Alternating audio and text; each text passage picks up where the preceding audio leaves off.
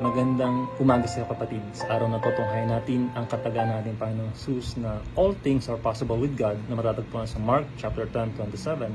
Ang kontekst po nito ay patungkol sa isang mayaman na nais ma-inherit ang eternal life.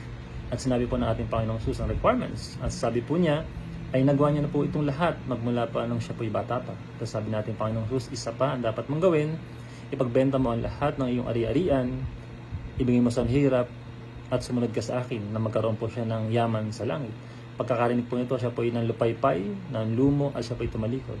Ang sabi ng ating Panginoong Jesus, mas mainam pa sa kamelyo ang pumasok sa butas ng karayom kaysa sa isang mayaman na pumunta sa kaharian. Ano po?